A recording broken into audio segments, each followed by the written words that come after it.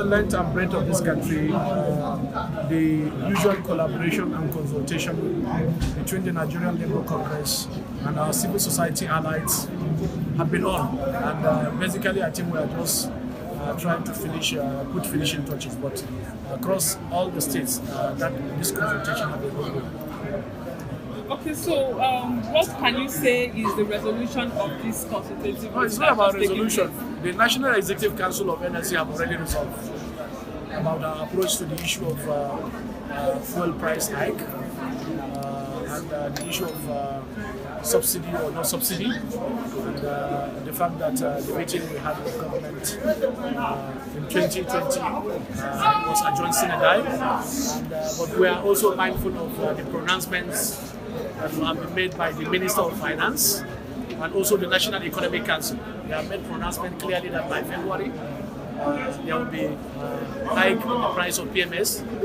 I think the National Economic Council proposed about 302 naira. And the Minister of Finance came also openly to make pronouncement about the policy.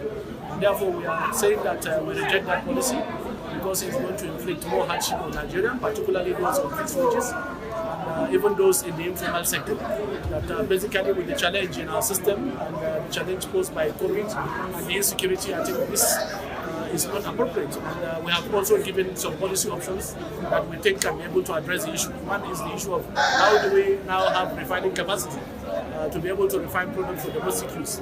And importantly is also the use of gas to drive some of our vehicles. So we thought that we have options that can address the issue, and therefore it's not actually something that Labour and civil society allies will accept. The government is coming up with some bad policies which they are not even supposed to do at this particular time. People are actually suffering, and so many people have been disenfranchised, so many people have lost their jobs, so many people have lost the source of their livelihood. Even the 30,000 minimum wage has lost its value, and we can see the devaluation of Naira every day. So even if you go to the market or even put on the food on the table, you know, the inflation rate and also the bad policies of the government, the devaluation of Naira, it has already affected everything. What you hear all the time is that Naira is no longer in value.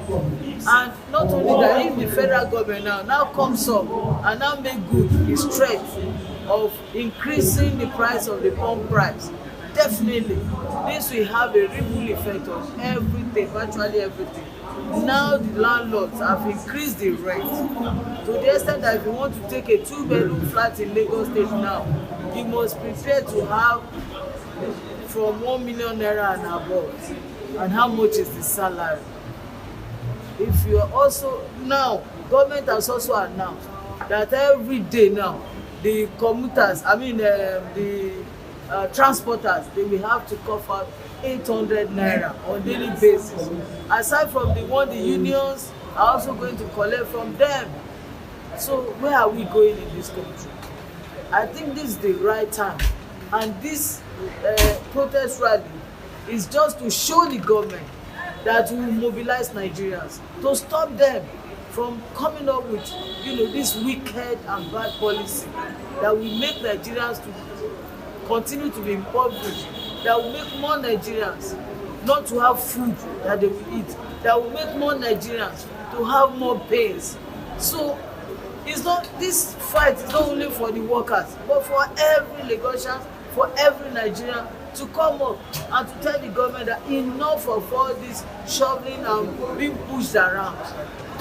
Already it's like government, before we said there is a gap between the rich and the poor. Now they will even abrogate anything like the middle class. It's either you are very poor or you are very rich. So Nigeria is turning into a capitalist state, and this is what we are expecting. We are expecting that the welfare of Nigerians should be well taken care of. Are they even taking care of our welfare? Our leadership in Nigeria, they are corruptly enriching themselves. This is what has been happening, and this is what we know. They are not even concerned about the poor masses. This is not all their campaign promises that they gave to Nigerians. They promised that they will return the naira to so amount.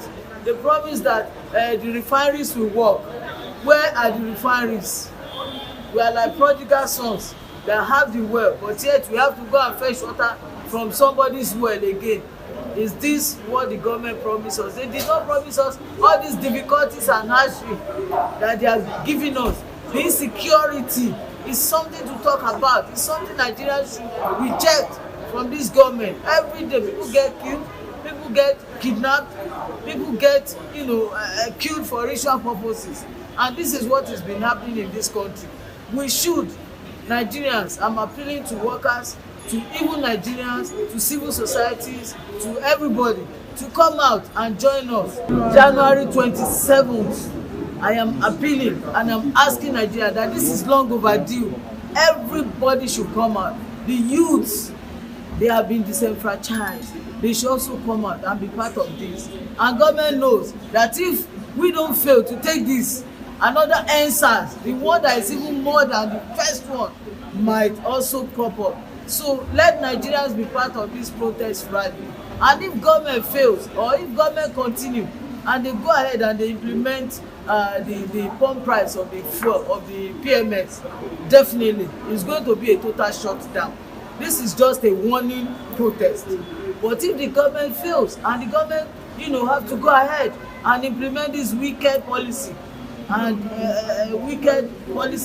then we will mobilize Nigerians, we will mobilize everybody, and then it's going to be a total shutdown.